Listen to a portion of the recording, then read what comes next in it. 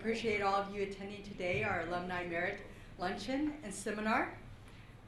It's a special day for us. We're going to award our Alumni Merit Award, not fellowship, you're already graduating. This is a special thing that we award annually, and it goes to accomplished Michigan engineers who exemplify inventive leadership, smart risk-taking, and broad impact.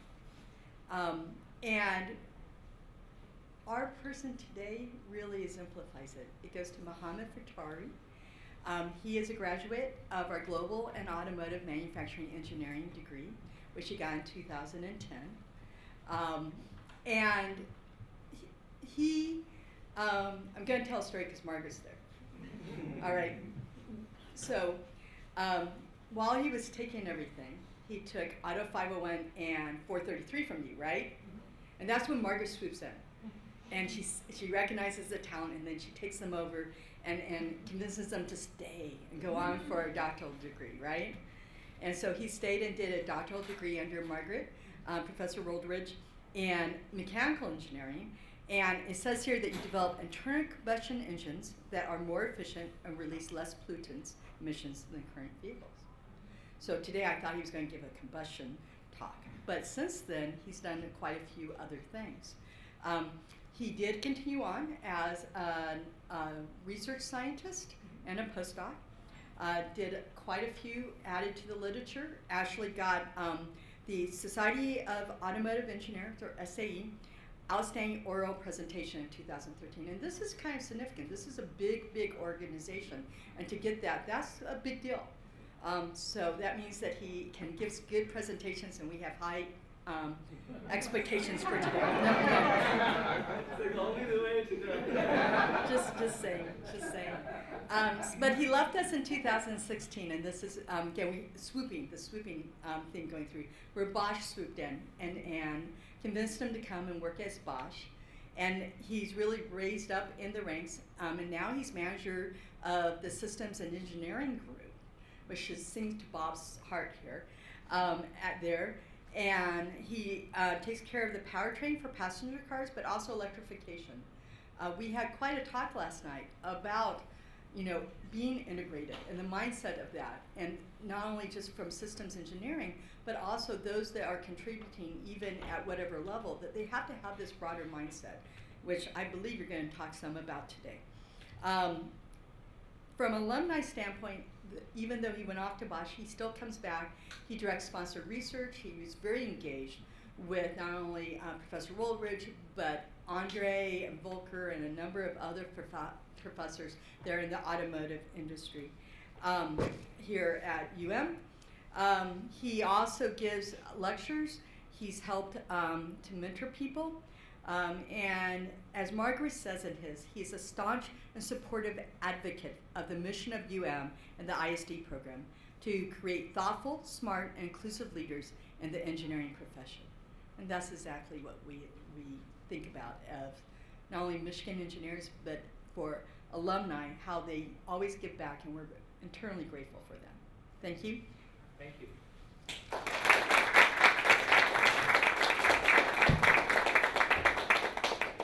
So the bar is very, very high. Hopefully it's not going to be a crash, but lunch was great. So that will take, the buzz will be a little bit more continued. So when I was asked to give this seminar, I went back and forth. Initially, I thought that I would have a technical talk, and then I can talk combustion. Margaret is here. That is my bread and butter. Then I thought maybe non-technical whatsoever, and then I'll do what we call the leadership talk. And what I landed on was a hibernation of so I want to start with the technical part, but I want to start with the point of view that systems engineering is not only in the name of systems engineering for the engineers, it can be applied for multiple disciplines, and this system overview the holistic view. So I will start with a little bit of the bigger picture, and then I will end with a little bit of my short experience in the industry and academia, and then what I think is more useful to take the next steps. So as Diane mentioned, I am in the system engineering of the passenger car for the powertrain solutions at Bosch. But what we see the powertrain solutions part of the mobility. We are going through a significant shift in the mobility of the next 5, 10, 20, 30 years. Mobility is going to look radically different than what has been in the past couple of decades. And there is all of these connected microsystems that are interconnected with each other, and they are influencing each other, and they are not like an isolated vacuum, that some aspects of these are interfacing with the others. So impacting one will impact the other one. And impacting one positively doesn't mean that you're going to impact all of them also positively. So we have to have this holistic view to understand when we are talking about the electromobility, what would be the impact on the urbanization. We were just having a conversation with Sam about you can design electric vehicles. We have electric vehicles there, but what needs from the infrastructure, from the end consumer, from even the simple aspect of parking spaces for the charging. And these need to be incorporated when we are thinking about having an impact and having these new ideas or experiences. Last night, we talked about the slide that I have here.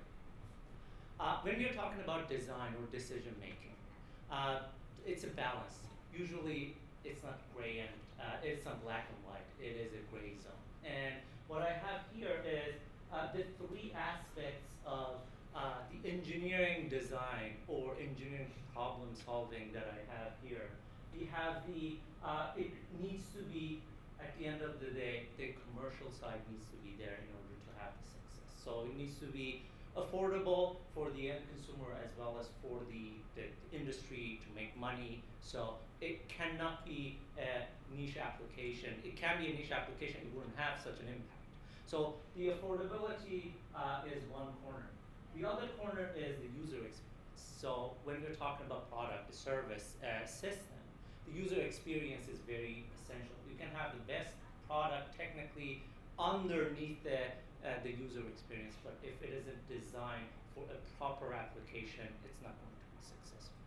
And then the third aspect that I think is very important is the sustainability. And the sustainability, we can cover the sustainability from different perspectives.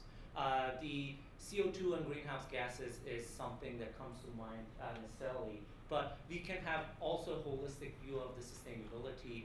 There are other pollutants other than the CO2 that need to be incorporated in the decision making and thinking of the system that can be basically creating the value here as we call it sustainability. Now, usually an engineer is sitting right between all of these aspects. And if you forget one of them, you can go way deep into the woods until someone pulls you back and say that this is great. We had a conversation yesterday, but you cannot use it because it is using this product. It's like whatever the chip that cannot go inside of the product. So perfectly fine design for the function, but it is not considering the user experience as well as the legislative or the other holistic pressures that are out there. So this is a little bit shift to the technical part. This is what consumes my time significantly. When we talk about sustainability, as I mentioned, the greenhouse gases comes to mind. What I want to advocate here is that we are living in a global industry, global society. And there are interactions, and then the companies are very global companies. So I cannot be in a bubble and look at the US only. I have to have an overview of the global aspects of it. And working for Bosch, a global company, I am forced to do it because we are not only focusing on one region or one customer, we work with everyone. What I have up here is the three major markets. The North American market, I have US flag, but what I am meaning mostly is the North America because the Canada is in terms of the legislation is fairly synchronized with North America. European Union, it is a fairly large segment here, and then China is the fastest growing market for the mobility. And when I say mobility, it could be the passenger car, commercial vehicles, scooters, everything that takes you from point A to point B. If you look at it like just the big picture, there are lots of numbers. I don't want to discuss the numbers, but greenhouse gas emissions is important. So those are the darker blue lines that I have. Different areas are defining them differently in terms of the drive cycles as well as the stringency. And what is also important here is that I pulled the numbers from 2018. About 80% of the new vehicles sold in US were pickup trucks, SUVs, and CUVs last year. It is very different than Europe or China. So that makes sense that the levels are different, the starting points are different. But if you look at it, greenhouse gases, they're all are going down significantly over the span of decades, let's say. But what is important is that greenhouse gas is not the only aspect that we can look into. There are other criteria pollutants that are very important, and now this brings back to system engineering. I can design a vehicle, a system that is CO2 focused, but I cannot forget the other criteria pollutants that are being regulated, and you can see that they are going through very stringent regulatory changes in the next 5 to 10 years in all of the regions.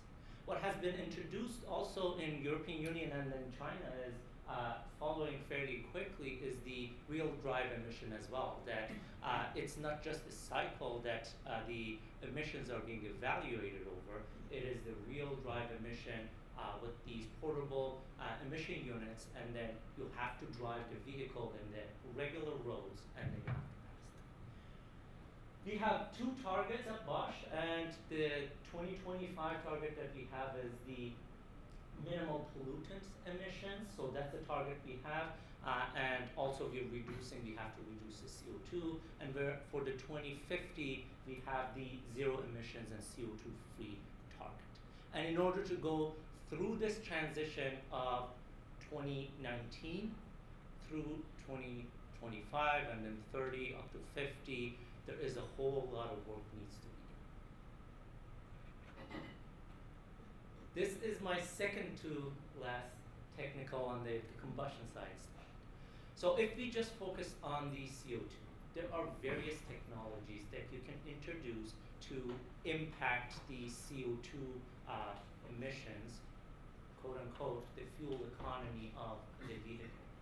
In order to systematically analyze such potentials, you have to do the requirements. You have to know your market. So for our market, what we are taking is a mid-size CUV SUV, 180 kilowatt of power. This is like not the highest end in terms of performance, but it fits the criteria of North America. And then you can look at the various technologies that you can implement to reduce the limit. Where we are at here is the vehicle, that kind of vehicle in grams of CO2 emissions per kilometer, sorry. Since we are looking at a global scale, we convert it to per kilometer because we have to be able to compare it with the other regions. And then there are various lines that indicate the levels that we need to. So 2020 US EPA CAFE standards is here. That means that your fleet average needs to fulfill that level of CO2 emissions. Saying that this car is up today is above that doesn't mean that it is not compliant, because this is not the whole fleet. There is a whole bunch of other vehicles in the fleet that would manage that average. But what I want to get is that you can add different technologies in vehicles and engine optimizations, as well as now going to the core of the combustion engine and put the advanced engine technologies to bring this down.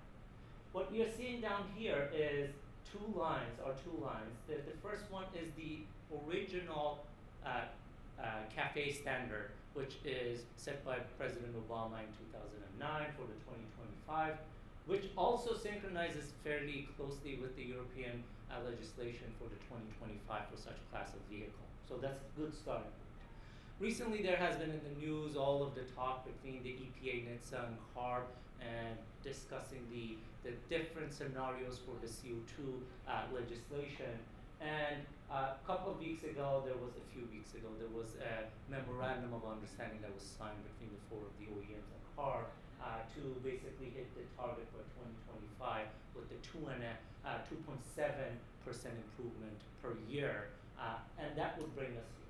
So what I want to get out of this is that for this class of vehicle, just looking at the internal combustion engine will not get us where we would need to be in terms of complying with the targets. How do we solve this problem? This is the system aspect. There are a couple of things that we can do. First, we can look at the fuel side of it. We can go to the alternative fuels. I have the CNG as one of the more conventional alternative fuel, but what I also have here is the e-fuels. E-fuels are basically renewable energy sources that we can use for the power, and then have the power to liquid, which would be in terms of the CO2 impact, CO2 negative for the whole chain of it. That we can now blend in these fuels with the same infrastructure that we have already, and then that would guarantee a reduction of your CO2 footprint for every liter or every gallon of fuel that is being consumed. And you can see that there is a substantial potential, and the arrow here is different blend ratios and also different chemical compositions that could be used for these e-fuels. And then I am also responsible for the electrification and hybridization. And what I have highlighted here is the different topologies for the mild to strong electrification. And these measures have the potentials to get us closer to the targets. But it's not all that. The first slide that I showed was not only you have the CO2 emissions, but you have the gaseous emissions. And the gaseous emissions and CO2 emissions go hand in hand. And then that's the system overview. Because if you only look at the CO2, you're going to miss the other aspect.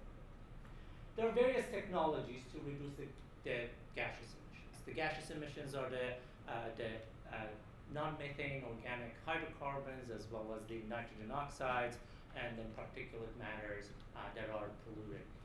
And there are stringent regulations that are coming along, and we have technologies that would address the reductions of those. But now, if you look at every single one of these technologies, there is a balance between now CO2 and the other gaseous emissions. I can highlight a couple of them. We are going through high injection pressures, and higher injection pressure from very fundamental physics. You would have more parasitic losses because you need to put more work in compressing or in increasing the pressure of that fuel, which would inherently have CO2 penalties. We have other controls algorithms or controls devices and sensors that would enable us to monitor better, quicker light off of the catalyst, but they will also come at a penalty. One of the aspects that I want to highlight here, which has a significant potential, is externally heated catalysts. The majority of the criteria pollutants in terms of the gaseous emissions are polluted in the first few seconds of the drive cycle. Not the drive cycle, the legislative drive cycle, in a drive cycle. This morning it was 48 degrees when I started my car, and I waited it 5-6 seconds and I drove off. The catalyst that I have, which is very efficient when it is up to temperature, the three-way catalyst is not up to temperature. And that means that the efficiency or the conversion efficiency is fairly low. So we are looking into ways that we can externally heat this catalyst before we are driving off, so that what the data here is showing, these are actual data, not simulation. The band represent the multiple cycles that we have tested. This is a drive cycle. This is an FTP75 drive cycle.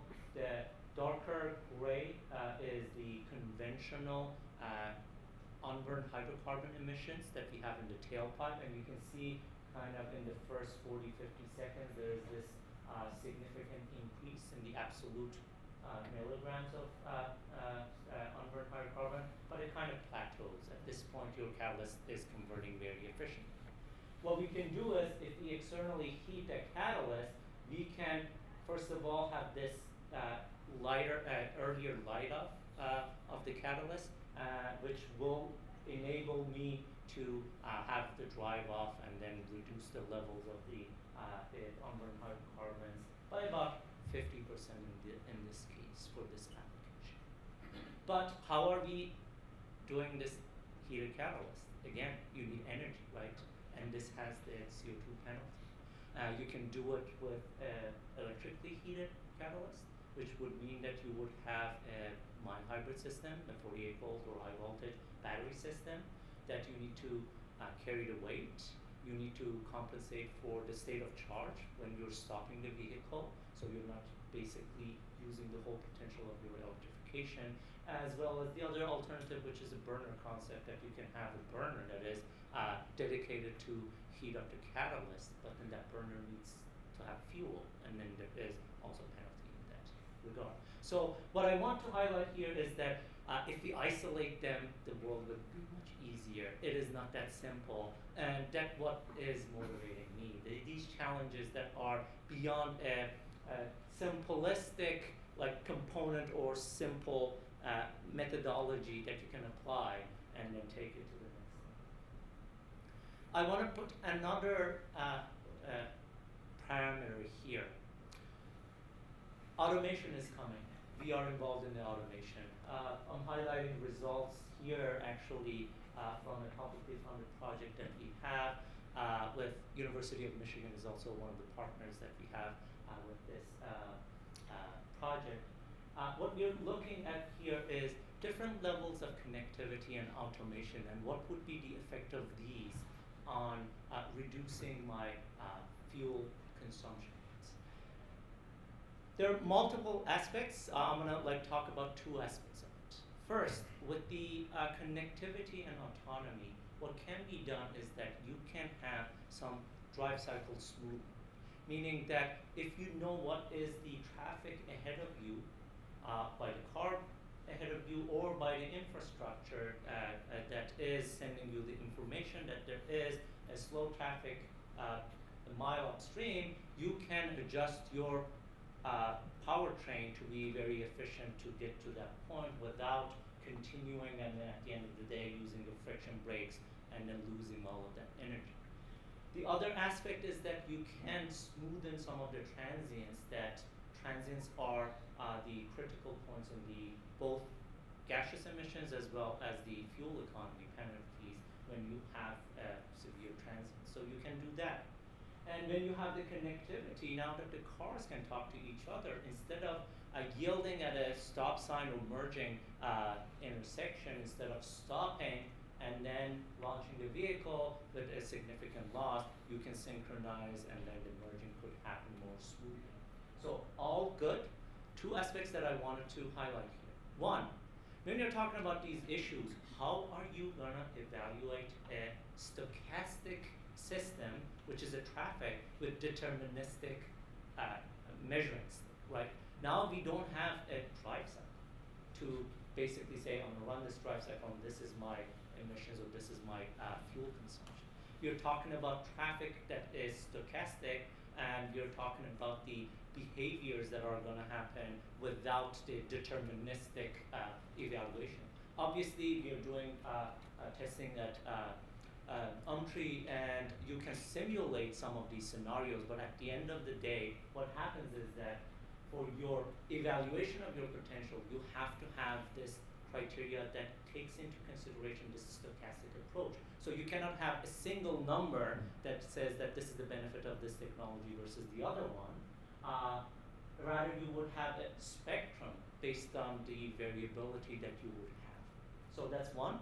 Second one, going back to the previous one, you're talking about connectivity, automation, and all of this. Nothing is free.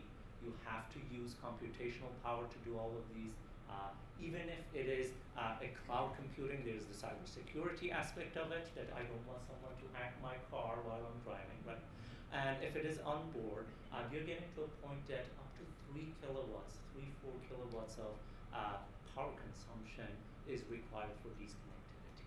and that comes with a penalty as well, right? That comes not only with the penalty in terms of the absolute power, but in terms of the size of the battery, blah, blah, blah, that I mentioned. So we can take the positives of it, obviously, of the technology, but we have to also be mindful of the other aspects that the system is interfacing, and how can we optimize the whole system, not the individual line merging or whatever, the platooning. So this is what basically, this is the conclusion of the slide that I have for the aspect of the technical aspect.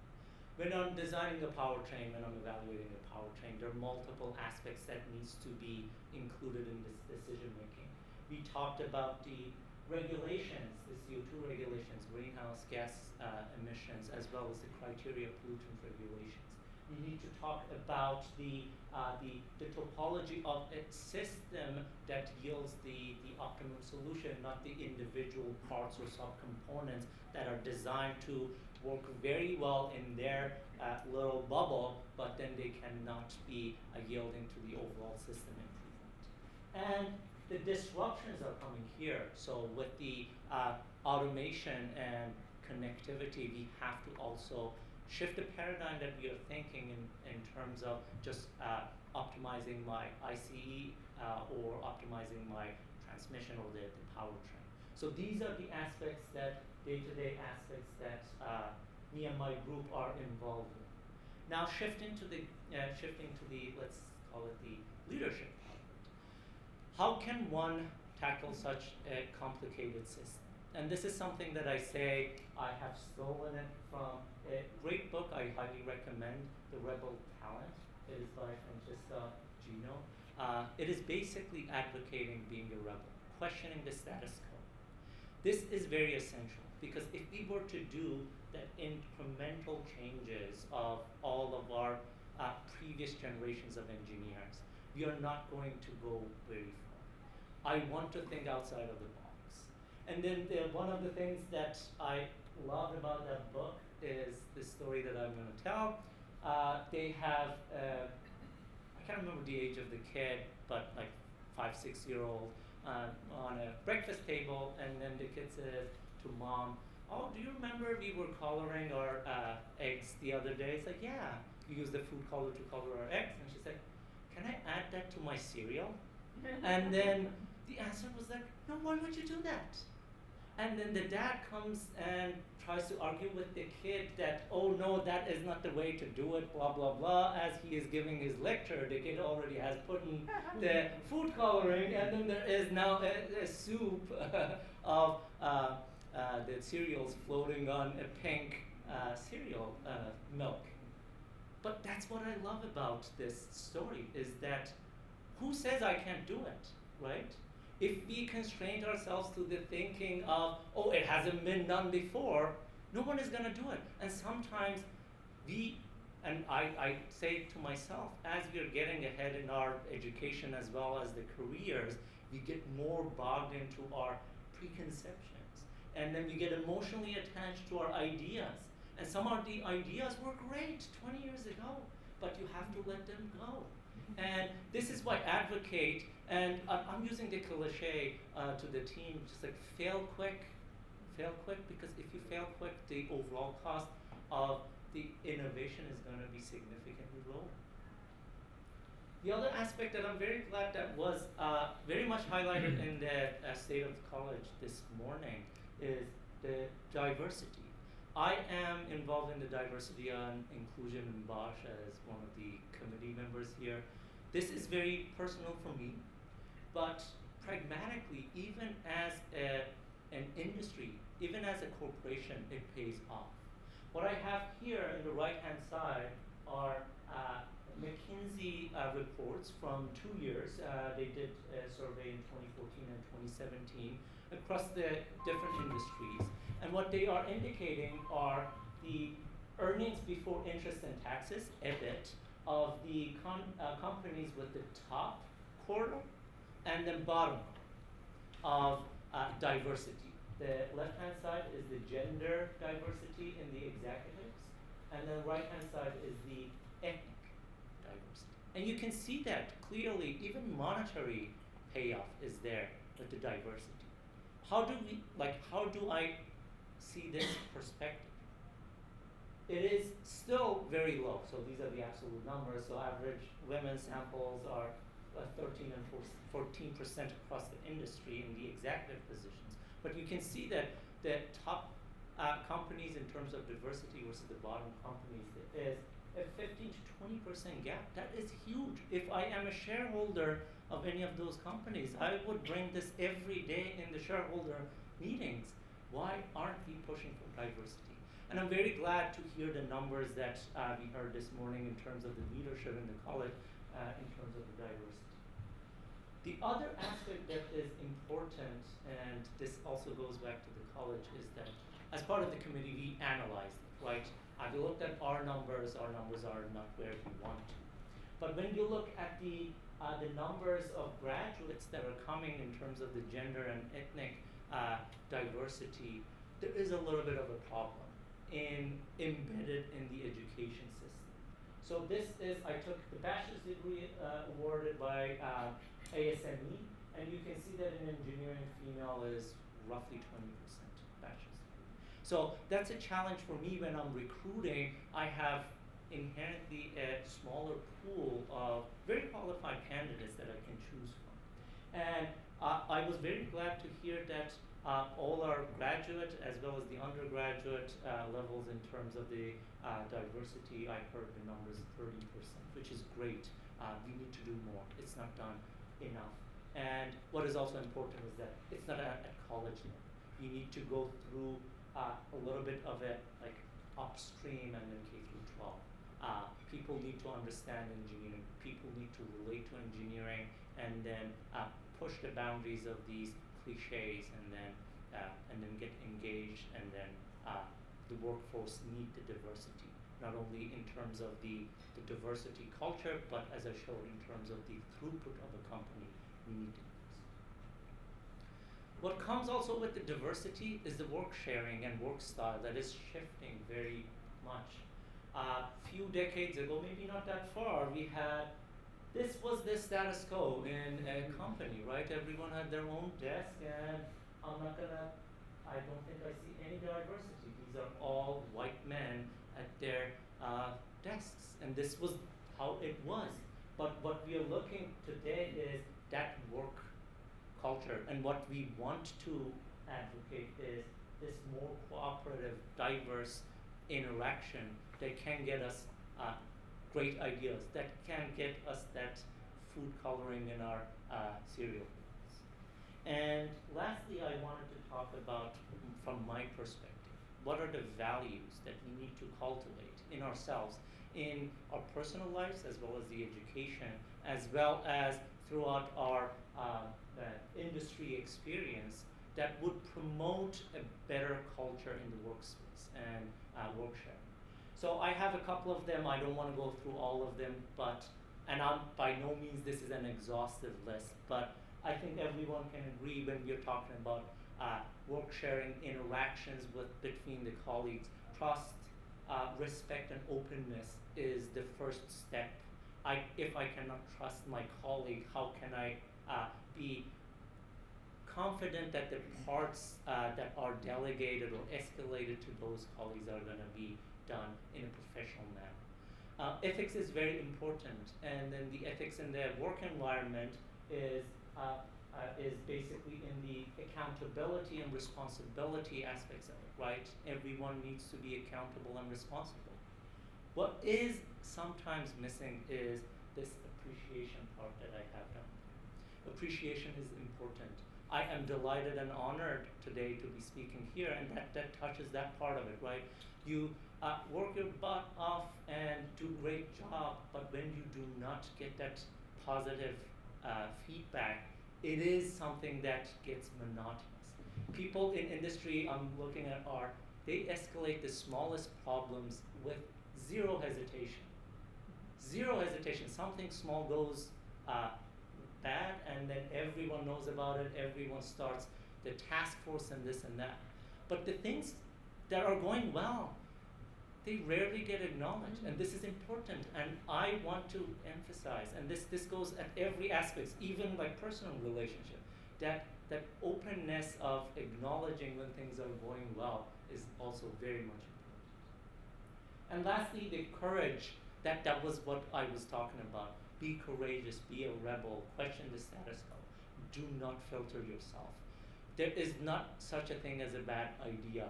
We have seen, even in the technological solutions, these technologies have been through cycles. And sometimes it is worth revisiting the older, debunked technologies and whatnot to find new alternatives for those. And lastly, mindfulness is very essential. You have to be mindful of different cultures, different ethnicities, different way of thinking. It's not only the stereotypical like classifications. Different people have different styles of thinking and working. Some people like their spaces. Some people like to mingle together, brainstorm, be in your face, and then some people want to like go to their like quiet space and then work around the problems there.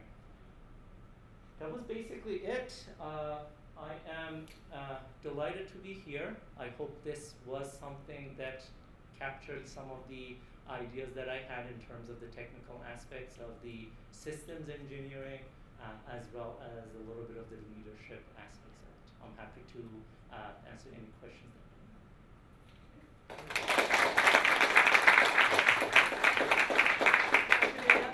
Questions?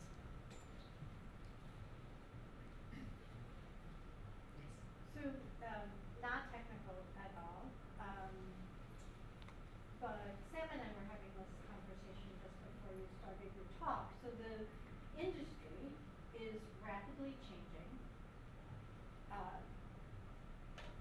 People are being moved into new positions, or new people are being brought in to different companies to address a really wicked problem. What kind of efforts, tensions, or systems are in place to help people learn how to work together? Very valid point. Very good question. I can tell my personal experience, what we are doing at Bosch to basically cultivate a culture. Things are changing very fast, right? There are two aspects that I want to highlight. First, you're bringing new people, but what are we doing with the quote-unquote old people, or the people who have been in place?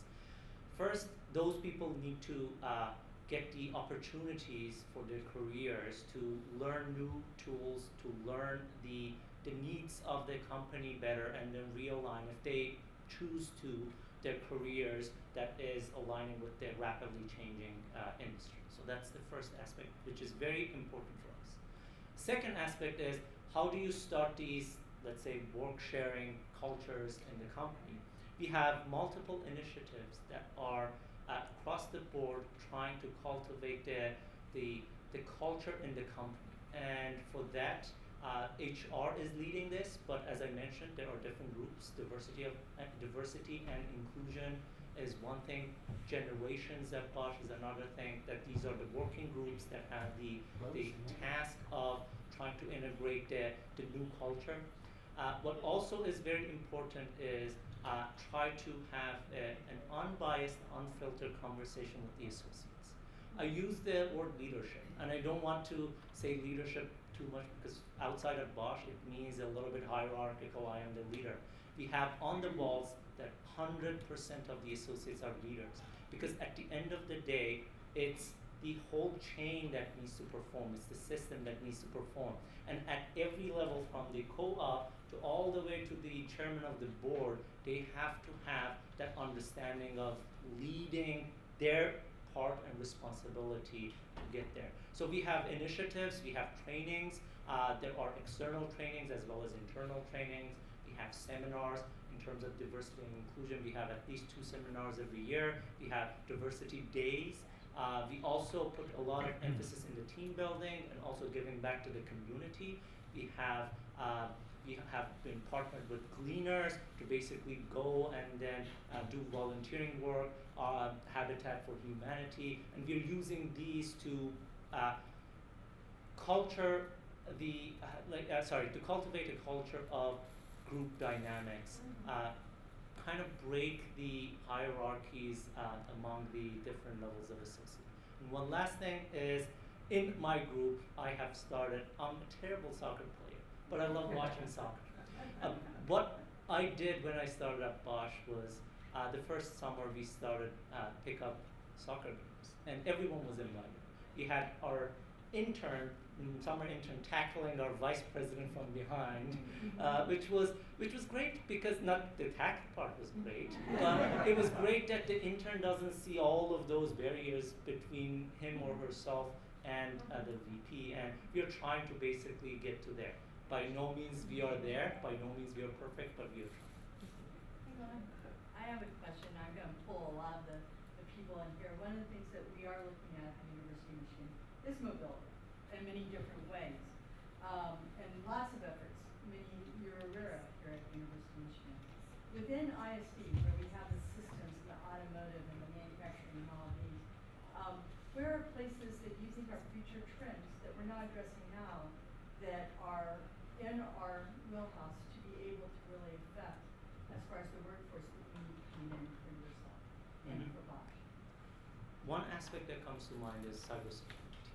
With all of the electrification and automation, cybersecurity for mobility is going to be very much on one of the critical aspects of the design. Not only the cybersecurity itself, but designing the platform to be able to have a more secure system, right? So you can design your system in a bubble again, and then trying to retrofit cybersecurity element to it, or you can design it with the cybersecurity DNA embedded in it. So that's one aspect. The other aspect that was mentioned is, in general, project management and hands-on experience. We are looking for the candidates that can be put into positions and perform in a group setting. They are responsible for their parts of it, but they need to understand the project aspect of it. And then project management is also very important. And lastly, it is already there, but more emphasis on the system holistic approach. These are going to be very challenging systems when we're talking about, I have this cartoon here that you have a e-bike and then a scooter and then automated vehicle and whatnot. We need to understand how these interact with each other. Every associate will have their own level of expertise, but we want a little bit more well-rounded people who can understand the other aspects, who can pull in resources from the other aspects, and they can do. Any last burning question? Otherwise, I'm going to Judy. So probably like to share, what is the best benefits you learned from this ISD program, and what is your suggestion if you are student here now? Yeah. Very good question. I was a student in 2009, and that was not good days, right? I came here to Michigan at probably the most critical in the lifetimes of us in the automotive industry. What was very good in the ISD program or game program that I was in was how quickly I could get the resources that I needed. I had the courses that brought the industry experts. Art is, I just told him 10 years ago, almost to date, he had a guest lecture in one of our classes. And that was very invaluable, the way that you can make the connections. The other aspect that I still think that Michigan has huge potential for the manufacturing and automotive, and being close to hubs of innovation as well as the manufacturing is very important. I did my capstone project with Don Malin, and we did a work that was part of the US car, and the exposure to different ways of thinking, the different group of people was very invaluable. Any other questions? Well, at this point, we're going to say thank you and